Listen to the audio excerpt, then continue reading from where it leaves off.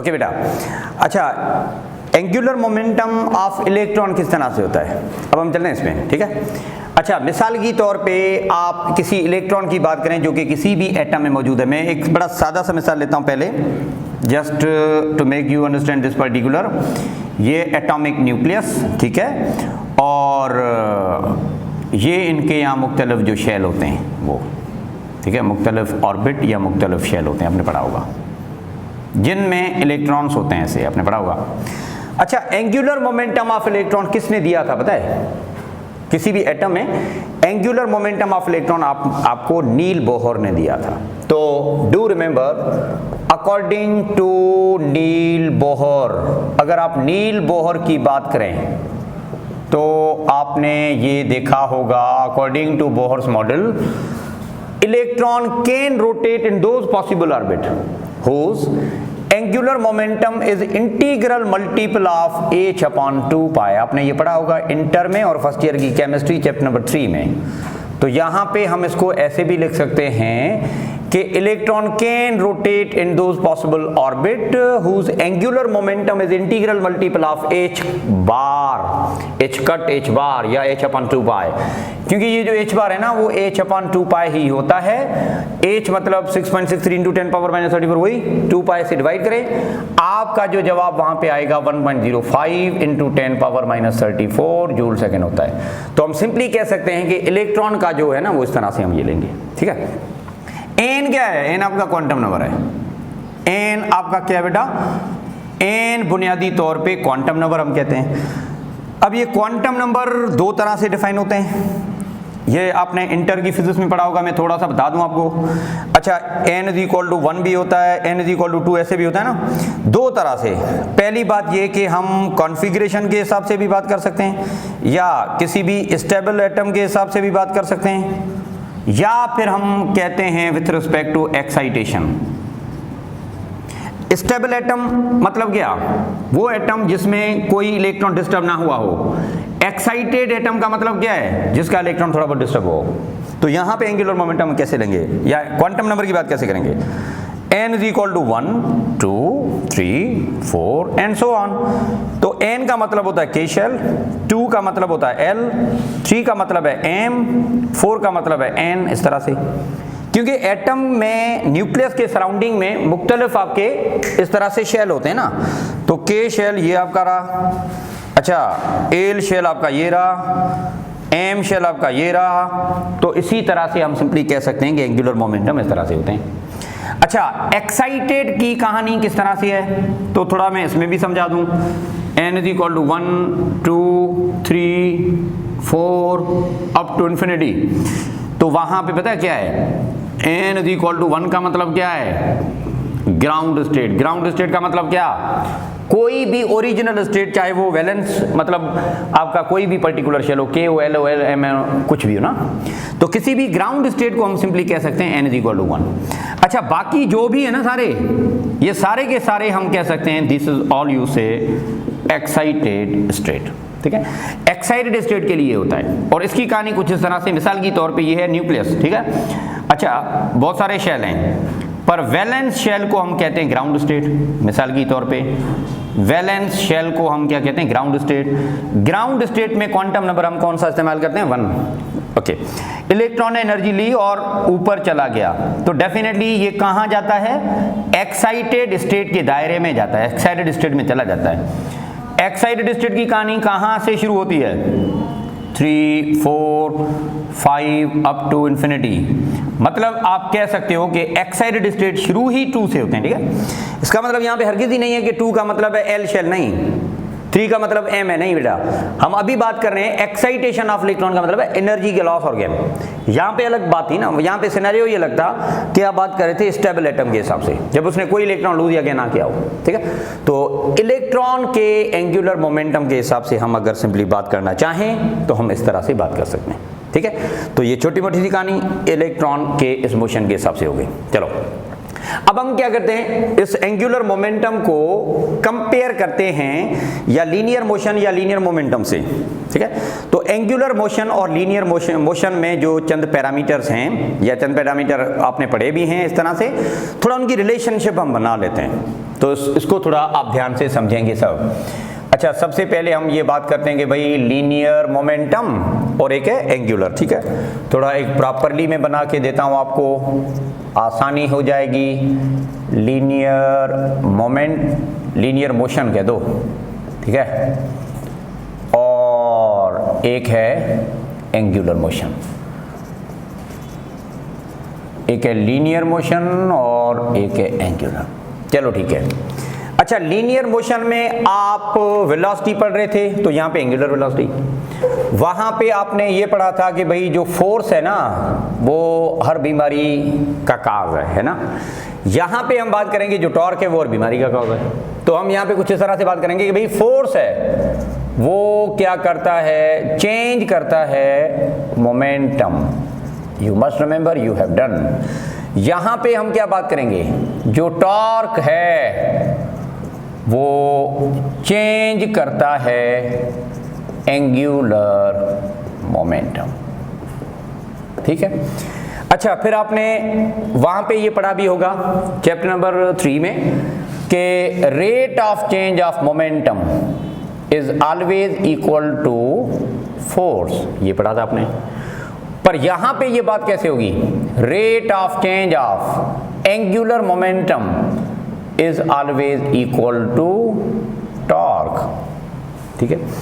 वहां पे आपने ये भी पढ़ा था कि जो मोमेंटम का चेंज है ना वो इस तरह से कि भाई अगर if sum of all the forces acting on body is equal to 0 then its momentum is said to be constant. ये बात यहां पे कैसे होगी, अगर sum of all the torque acting on body is equal to 0 then we can say angular momentum is said to be constant। अब ये line, ये लफ्ज आपने पढ़े होंगे, अगर आपको थोड़ा बहुत याद है बेटा, इसका नाम आप क्या रखते थे, डू रिमेंबर हियर, इसको आप क्या बोलते थे, आपने चैप्टर नंबर 3 में पढ़ा होगा, law of conservation of momentum. This is what you say, law of conservation of momentum. अच्छा, यहां पे हम इसको क्या बोलेंगे, ये भी एक लॉ है, this is what you say law of conservation of angular momentum. ये ऐसे होगा, ये इस तरह से होगा, ठीक है। तो ये छोटी मोटी बातें आप इस तरह से ध्यान में रख लें। चलो ठीक है, एक और बात। अच्छा, वहां पे आप कहते हो कि भाई जो इनर्शिया है ना वो किस पे डिपेंड करती है, वहां पे आप क्या कहते हो, mass M it is the measure of inertia, ठीक है। अच्छा, एग्जैक्टली इसी तरह से यहां पे भी होता है, जो चीज यहां पे है प्रॉपर्टी बॉडी की होती है ना उसको हम बोलते हैं यहां पे मोमेंट ऑफ इनर्शिया। मतलब ये mass is equivalent here to moment of inertia. वहां पे क्या होता है, simply mass is the measure of inertia, here I is the moment of inertia. The property with which the body resists for any change occurs inside, that is the inertia। तो यहाँ पे भी इस तरह से बात कर सकते हैं, वहाँ पे भी है, तो कंपैरिजन बड़ा सादा है ना। अच्छा, by relating the mass another parameter can also be defined in this way कि F is equal to ma according to Newton second law m। तो यहाँ पे हम ये बात कैसे करेंगे, torque is equal to I alpha. दोबारा से, फोर्स जो काम करता है यहाँ पे वो टॉर्क काम करता है। मास is the measure of inertia, I is the measure of moment of inertia. Acceleration linear, acceleration angular. बिल्कुल उसी तरह से जो मोमेंटम है, linear momentum, that is the product of mass and velocity. ऐसे पढ़ा होगा वहां पे आपने। यहां पे ये चीज कैसे होगी बेटा, angular momentum is the product of I into omega. बात आई समझ में। अच्छा, तो ये आई इंटू ओमेगा, इसमें आई बुनियादी तौर पे आपका क्या होता है, आई को आप क्या कहते हैं बुनियादी तौर पे, तो ये है कि भाई this one is said to be moment of inertia. अब ये मोमेंट ऑफ इनर्शिया होती क्या है, इस पे थोड़ा बात हो जाए। इनर्शिया क्या होती है, the property with which body resist any change, that is inertia. Moment of inertia क्या होता है, the property by which body resist any change of its angular motion. ये होता है सर। फर्क ये है कि वहां पे आप ट्रांसलेशनल की बात करते हैं, यहाँ पे हम एंगुलर मोशन की बात करते हैं। पहली बात ये। चलो ठीक है, इसको हम मैथमेटिकली किस तरह से डिफाइन करेंगे, इसमें भी थोड़ा बात हो जाए। पर पहले ये कि भाई the property of body by which it resists any change of its angular motion। ठीक है, ये आप सिंपली कह सकते हैं आपका सिंपली मोमेंट ऑफ इनर्शिया। चलो ये मैथमेटिकली होगा कैसे, इसमें थोड़ा बात यहाँ पे हो जाए। देखें इधर देखें बेटा, एंगुलर मोमेंटम आपने थोड़ी देर पहले प्रीवियस वीडियो में मैंने जो बताया इन टर्म्स ऑफ ओमेगा आपने पढ़ा था, it was mr² into omega. थोड़ा याद करें, आपने ये पढ़ा था, ठीक है। On another hand, in terms of omega, angular momentum can also be done as I omega, ऐसे भी लिखा जा सकता है। ओके, देख लेते हैं इसको, I इंटू ओमेगा। भाई बात तो वही है ना, दोनों एंगुलर मोमेंटम है, तो क्यों ना हम दोनों को कंपेयर कर लें। Yes, you can go through, आप इन दोनों की कंपैरिजन करें। If you do so you will find I omega is equal to M R square omega. अच्छा, ओमेगा कैंसिल हो जाएगा ना, बाकी जो बचेगा वो लिख लें, बाकी बचेगा आई और एम आर स्क्वायर, वही आपका ये है। हम सिंपली कह सकते हैं मोमेंट ऑफ इनर्शिया। किस चीज का?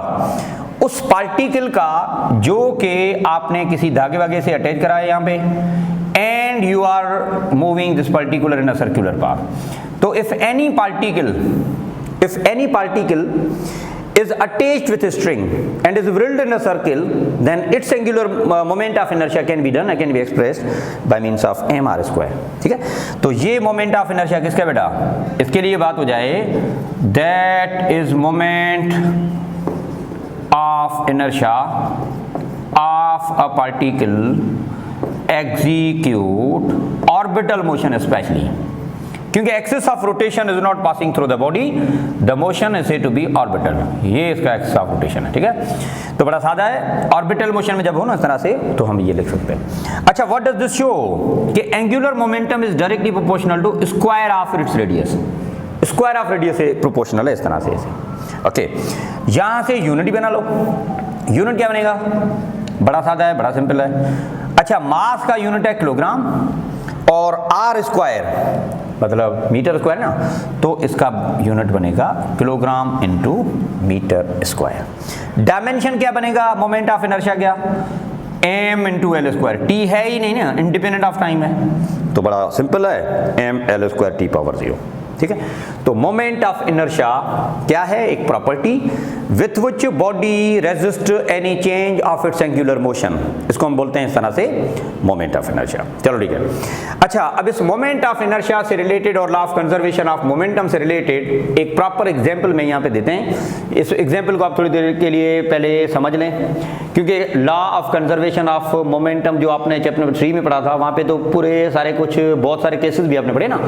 एग्जैक्टली यहाँ पे भी कुछ एप्लीकेशंस हैं जिस पे हम law of conservation of momentum भी इस्तेमाल करते हैं। तो इसके लिए एक बड़ा सादा एमसीक्यूज है, ये एमसीक्यू हम डिफाइन करते हैं। देखें इधर बेटा, मिसाल की तौर पे अ पर्सन, या ऐसे कह लें अ skater while jumps, she bends herself and rotate faster to increase angular speed, to decrease moment of inertia, to keep angular momentum conserved। चंद ऑप्शन इस तरह से आप अपने हिसाब से कर लें। Let me define some option. Option A, option B, option C और ये रहा डी। ठीक है। अच्छा, थोड़ा इसको देख लेते हैं। अच्छा, स्केटिंग जंपिंग जब होती है ना, मिसाल की तौर पे एक पर्टिकुलर हाइट से आप हैं, ये पर्टिकुलर एक हाइट, ठीक है। अच्छा यहाँ पे कोई पानी शानी इस तरह से कोई पौंड वोंड रही है, वो स्विमिंग पूल वगैरह, ठीक है। अच्छा आप यहाँ से जंप लगाते हो ना जब पानी में, तो ऐसे नहीं है कि भाई इस तरह से ये ऐसे करके आंखें बंद करके ऐसे चले जाओ, ऐसे नहीं होता। तरीका होता है, स्केटरिंग का एक प्रोसेस वे है। ओके, जो आपने इस तरह के देखे होंगे ना ओलंपिक्स वगैरह में, इस तरह के आपने देखे होंगे कि प्लेयर जब जंप करता है ना इसमें पानी वानी में इस तरह से, तो एक तरीके से करता है। अच्छा मतलब वो अपने आप को इस तरह से बेंड करता है, यहाँ पे मुर्गा मुर्गा बन के जाता है, यहाँ से बेंड करता है इस तरह से। अच्छा फिर वो जब जंप करता है ना, जैसे छलांग मारता है ना, तो पता क्या खुद को रोटेट करता है। अच्छा जब पानी के करीब आता है तो खुद वो जो बैंड उसने किया हो ना वो खोल देता है इस तरह से, और वो मजे से आसानी के साथ पानी में चला जाता है। अब सारे प्लेयर इस तरह से जंप करते हैं, मरता कोई नहीं, पर विनर एक होता है ना। स्कोरिंग कैसे करते हैं इसकी, कैसे पता चले कि हु इज द विनर? अच्छा पॉइंट कैसे मिलते हैं इसके, या ये क्यों गोल गोल घुमाते हैं, मजा आ रहा है उसलिए क्या, या इसके पीछे कोई साइंटिफिक रीजन है? भाई देखें इसके पीछे एक साइंटिफिक रीजन है, क्या है इस पे थोड़ा हम देखना चाहते हैं, ठीक है। चलो ठीक है, मैं पहले समझा दूं कि भाई पहली बात ये कि जब आप बेंड करते हो, छलांग मारते वक्त बेंड करते हो ना, तो बेंड क्यों करते हो? ताकि अगर आप बेंड करोगे ना तो आपका अपना जो मास है वो डिस्ट्रीब्यूशन में नहीं जाएगा। वैसे अगर इस तरह से आप छलांग मारें और घुमाने की कोशिश करें, आप इस तरह से अपने आप को रोल या रोटेट नहीं कर सकते, क्योंकि आपका जो मास है ना वो डिस्ट्रीब्यूटेड है। अच्छा जब आप इस तरह से होते हैं तो आपने एक अपने मास को डिस्ट्रीब्यूट नहीं किया, एक ही जगह पे रखा, और एक ही जगह पे रखा हुआ मास आसानी के साथ आप रोल कर सकते हो। In other words you can say mass distribution नहीं करना चाहता वो स्केटर, वो प्लेयर, उसीलिए खुद को बेंड कर देता है। दूसरी माने में आप इस तरह से कह दो कि जब आप बेंड करते हो तो रोटेट करते वक्त आपके रेडियस की बात करें ना तो रेडियस कम होगा। अगर आप इसी तरह से मतलब मास डिस्ट्रीब्यूट करके जाएं तो आप पहली बात तो रोल कर ही नहीं सकते। अगर स्टडी करोगे तो जाके पानी में करोगे, हड्डियां वड्डियां टूट जाएंगी और कुछ भी नहीं होगा, है ना। अच्छा पर यहाँ पे ऐसे होता है कि भाई बेंड करने से आपके रोटेशन की वजह से जो रेडियस बनता है ना, रेडियस कम बनेगा। जितना आप मास कंसंट्रेट करेंगे उतना रेडियस कम बनेगा। And right now I have discussed कि moment of inertia is equal to mr square. Mass आपका वही है पर आपने रेडियस कम कर दिया।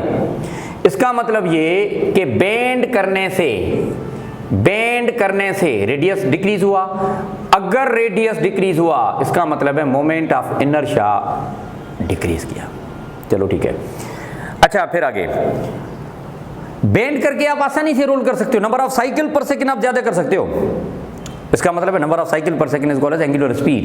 तो जैसे आप ज्यादा फास्टर मूव करते हो, क्योंकि आपने ऊपर खुद वाज़ेह तौर पे लिखा है कि भाई रोटेट फास्टर, तो सिंपल सी बात है ओमेगा एंगुलर स्पीड आप बढ़ा रहे हो।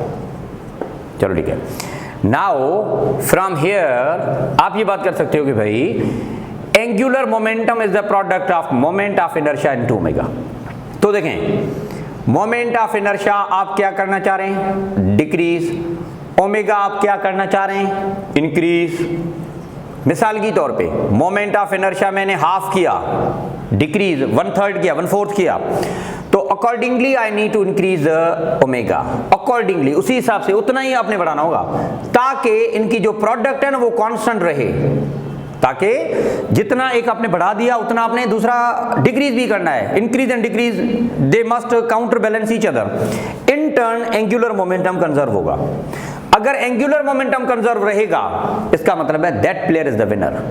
बाद दफा आपने देखा होगा कि एक प्लेयर है जो बहुत बार रोटेट कर गया पर पता चला कि उसकी पॉइंट टेबल पे वो लास्ट में जा रहा है, और एक प्लेयर है जो 2 बार रोटेट कर गया पर फिर भी विनर है।